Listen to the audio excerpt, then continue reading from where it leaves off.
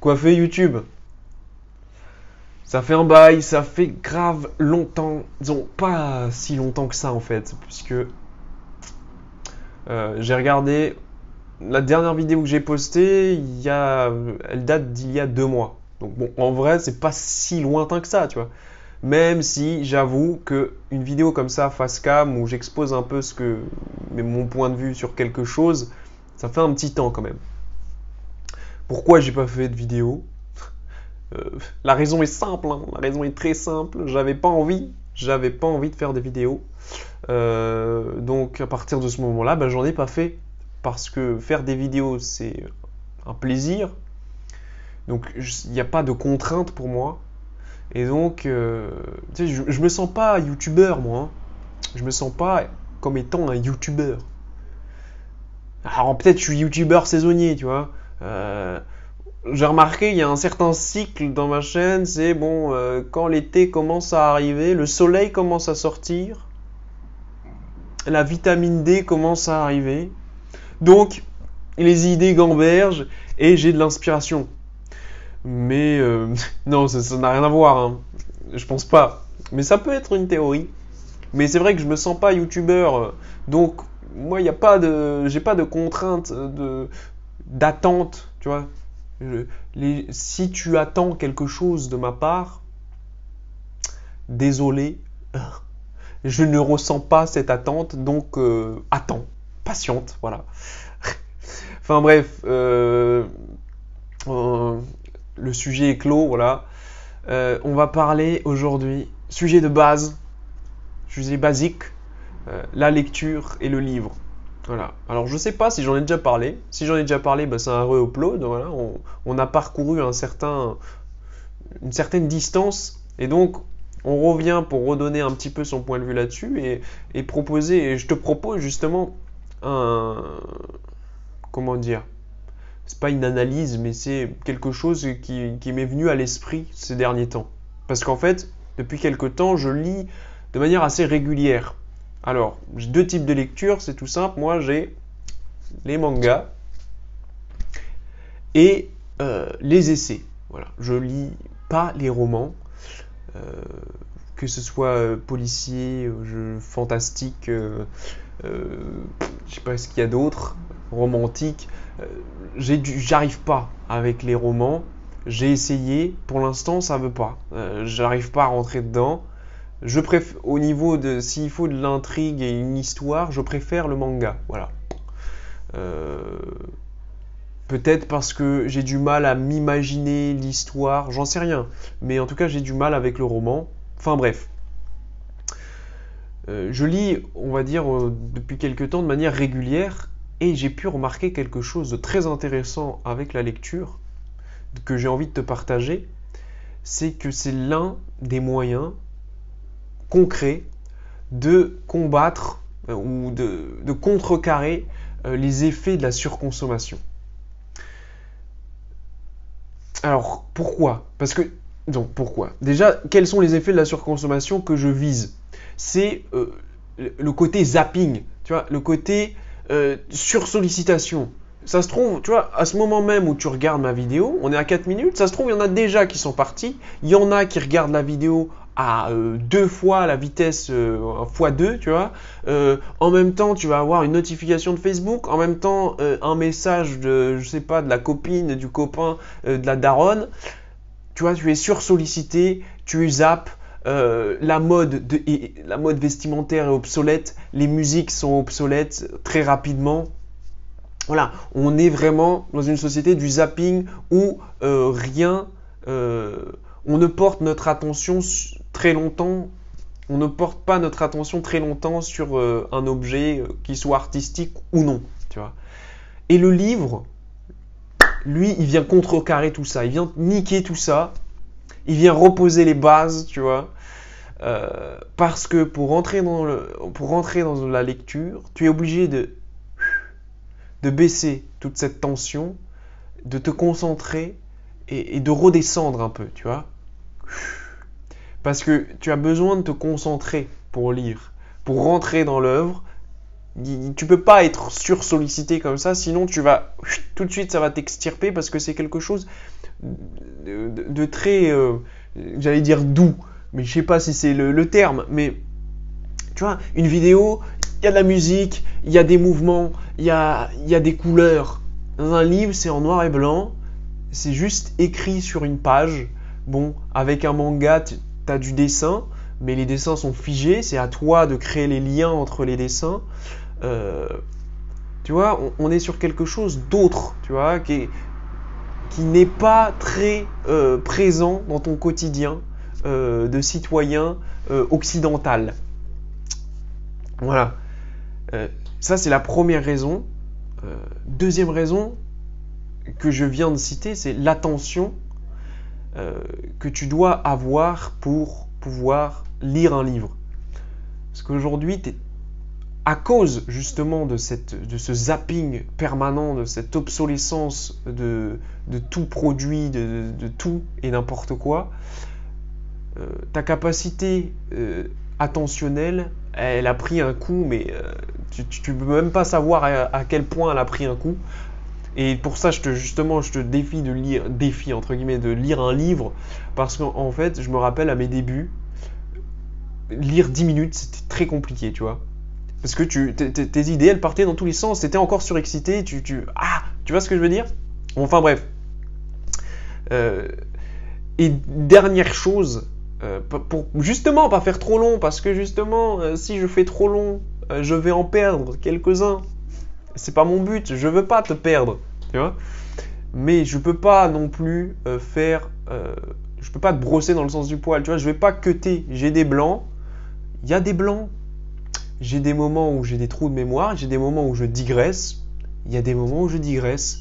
Voilà. Si tu veux mettre en x2, voilà, c'est toi qui choisis. Tu vois, toujours ce flux d'informations que tu as besoin. D'ailleurs, encore, juste avant de partir sur la dernière raison, le flux d'informations. Le livre, il n'est pas propice à ça. Tu es obligé de lire page par page, chapitre par chapitre. Tu ne peux pas zapper. Tu vois ce que je veux dire? Je ne sais pas si tu comprends ce que je veux dire ou si je m'exprime assez bien. J'espère en tout cas. Et dernière chose, voilà, pour justement pas faire trop long, puisqu'on est déjà à 7 minutes 30. Dernière chose, c'est que ça te permet de te questionner en fait. De questionner de manière générale, pas de te questionner, mais de questionner en général. Et se questionner, c'est penser par soi-même. Parce que aujourd'hui, encore une fois, tu penses que tu penses par toi-même, mais c'est faux. Tout ce que tu penses est lié au cosmos, au microcosme que tu t'es créé, tu vois.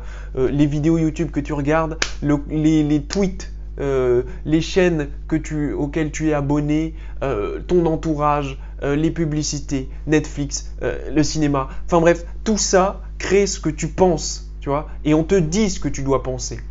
Alors que le livre, contrairement à ce qu'on pourrait croire, parce que tu dis, bah, le livre, il te propose une pensée, mais en fait, au moment où tu lis, tu penses, tu te questionnes et donc tu penses. Je te donne un exemple tout simple pour te montrer que, en fait, c'est même pas. Là, je te parle vraiment du support du livre et même pas du contenu. Parce qu'on pourrait dire, ouais, les essais, non, pas que les essais philosophiques ou voilà. Prenons un roman policier, un polar, tu vois, genre de truc que je lis pas. Mais ça me vient à l'idée comme ça. Il y a un protagoniste, on va dire un inspecteur, et puis tu as un antagoniste basique, un meurtrier, tu vois. Et pendant toute l'intrigue, l'inspecteur, il va trouver des indices, questionner un tel, etc., etc. Et toi, en tant que lecteur, tu es aussi l'inspecteur, parce que tu vas chercher les indices dans les conversations, tu vas avoir des indices que le protagoniste n'aura pas, et tu vas essayer justement en te questionnant de trouver l'identité du meurtrier avant l'inspecteur. Tu comprends ? Et tu te questionnes, et donc tu penses par toi-même. Ça se trouve, tu ne trouveras pas qui est le meurtrier. D'ailleurs, j'imagine que si le truc est bien fait, tu es surpris à la fin de qui est l'antagoniste. Mais tu es dans un processus où tu te questionnes, où tu penses par toi-même. Et c'est l'un des meilleurs moyens, bien sûr, pour contrecarrer ce surconsumérisme, tu vois.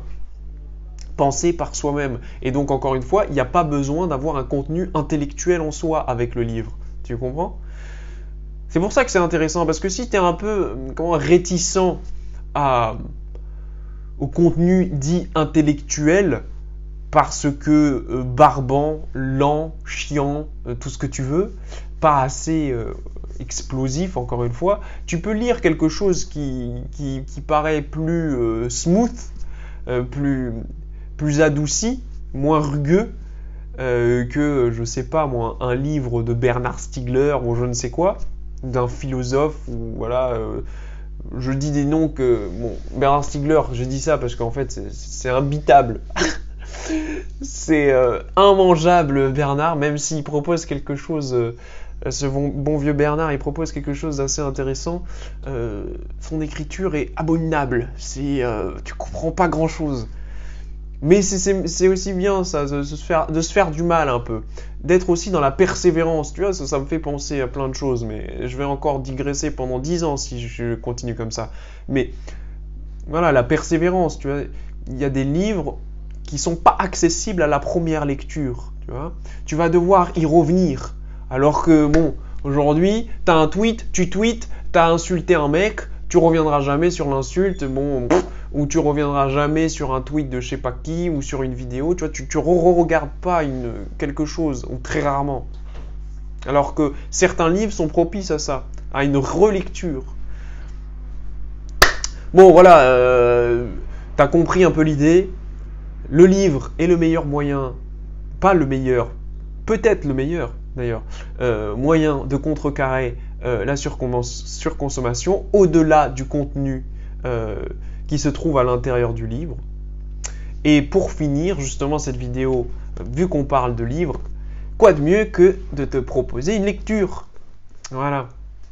Et d'ailleurs, je pense que je ferai ça plus ou moins à chaque fin de vidéo, hein, dans la mesure du possible. Hein. J'ai pas lu énormément de livres. Ah, d'ailleurs, ça me fait penser, encore une chose, ça me fait penser, quand tu commences aussi à lire des essais, là c'est principalement au niveau des essais et des lectures un peu, même pas des essais en vrai, non même pas, tu vois.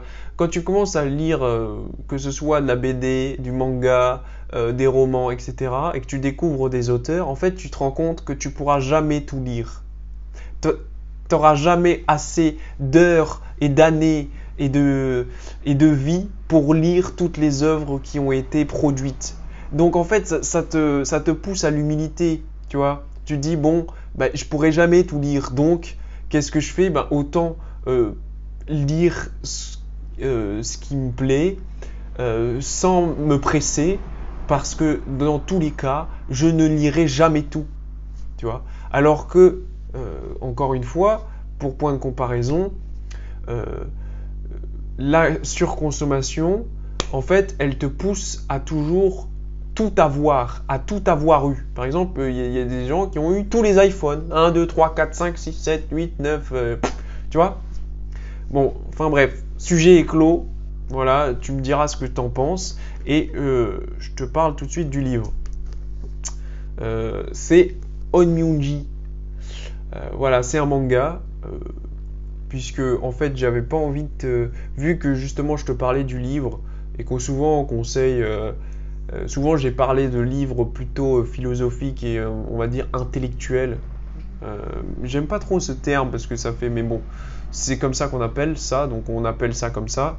Bon, voilà, je te propose un manga, super manga, en plus un manga qui sort pas de l'ordinaire, mais que de manière générale, les gens connaissent les mangas, c'est Dragon Ball Z, Naruto, One Piece peut-être. Bon voilà, c'est les shonen et les grosses productions.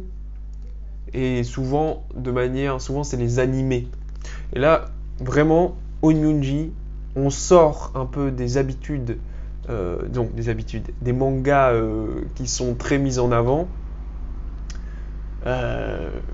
Voilà, de Reiko Okano au dessin, et Baku Yumemakura. Hein, Itadakimasu! Voilà, mon très bon accent japonais. Pardon, Baku Yumemakura, c'est en gros celui qui a fait le roman, parce que en fait c'est une adaptation d'un roman. Et que dire sur l'œuvre à part Lille. Ça se passe au Japon de l'ère Heian, donc il y a un travail au niveau, comment dire, historique qui est hallucinant. Genre, il y a des notes de fin de page, des notes de compréhension sur justement cette période du Japon. Très intéressant parce que tu en apprends aussi sur l'histoire du Japon. Et c'est ce qui je trouve super dans ce manga, c'est le côté spirituel en fait du manga. Euh, Très ésotérique. Bah, en fait c'est le thème de l'histoire. Et d'ailleurs le dessin est très poétique en fait, très très léger. C'est marrant, hein. Non, c'est marrant. Je trouve que ça a été très bien choisi. La dessinatrice a un style parfaitement. Ah, je trouve plus la page, voilà. Parfaitement en adéquation avec l'histoire. Voilà, je te montre vite fait. Je te montre bien sûr la page en couleur. Je sais pas si on voit bien. Ouais. Franchement, une putain de découverte. Voilà. Onmyuji. Onmyuji, celui qui parle aux démons. Et je t'en dis pas plus parce que si tu peux le lire, si t'as une bibliothèque pas trop loin de chez toi, si t'as une Fnac, t'es pas obligé de l'acheter, hein. Tu fais comme moi, tu vas à la Fnac, tu lis et puis tu redéposes, hein. Pas besoin de surconsommer, encore une fois. Très, très putain de manga, franchement, trop bien. Voilà, j'en dis pas plus. Hein. Peut-être en de ces quatre, j'en parlerai plus. Voilà, plus particulièrement. Et oui, parce que c'est intéressant, j'aimerais en parler, mais c'est intéressant parce que ça re-questionne un peu le dualisme tu vois, manichéen, pas bien, les démons et les anges, un peu qu'on a hérité du christianisme, tu vois, en France. Et là, on est quand même sur le folklore japonais, avec le bouddhisme, l'hindouisme et le taoïsme. C'est un mix des deux. Tu vas voir Abe no Seimei, c'est un Numyunji justement. Bon, enfin bref, vas-y, lis-le. Je sais pas si je t'ai mis l'eau à la bouche, mais si tu as moyen de le trouver, je te le conseille. Voilà. Sur ce, YouTube, je te dis à la prochaine. Narbis.